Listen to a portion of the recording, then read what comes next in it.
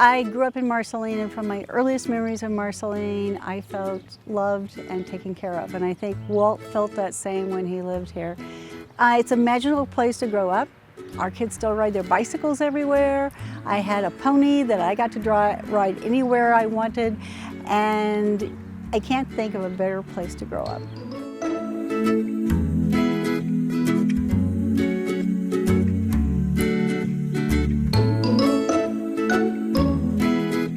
The greatest gift that Walt Disney ever gave this community is to tell the world that he loved Marceline.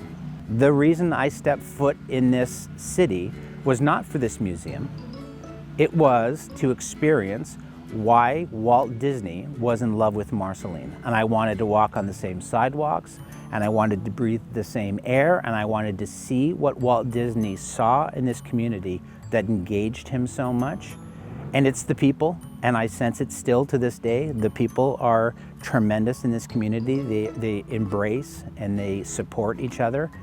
And I believe that that's what Walt saw in this community too. And for him to, on a very public stage, utilize Marceline as a springboard for stories in film and television and in theme parks, it is powerful to me.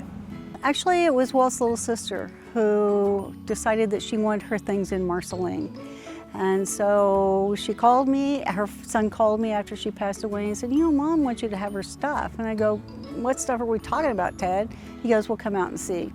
So I thought there'd be enough things for an exhibit at City Hall. It turned out there were 3,000 artifacts that she wanted to come to Marceline.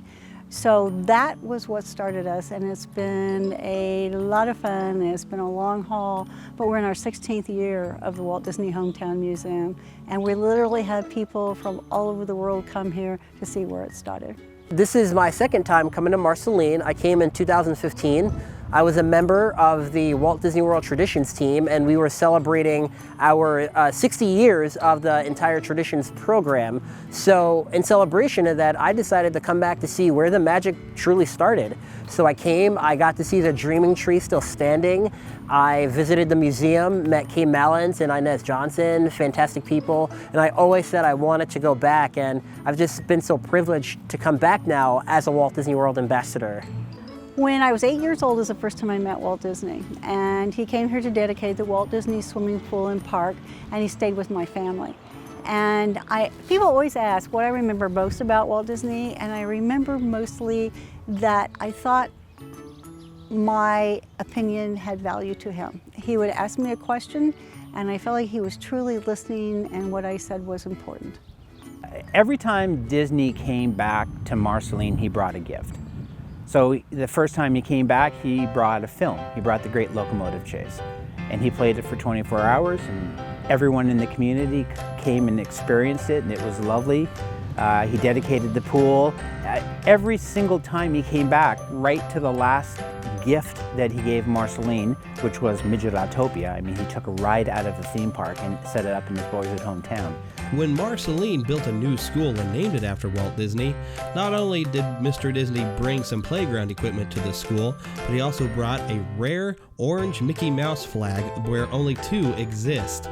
The other one flies proudly at Disneyland over the firehouse where Walt had his secret apartment. He also had one of his artists come and paint murals on the walls of the elementary school, including the gymnasium. You can still see the school today, but you're probably not going to be allowed inside to look at the murals. Never ever give up, and it doesn't work one way, try it another way. And I truly think he got that from his dad. I think Elias gets a bad rep for being kind of a hard guy, but Walt learned the lessons from him that you never give up.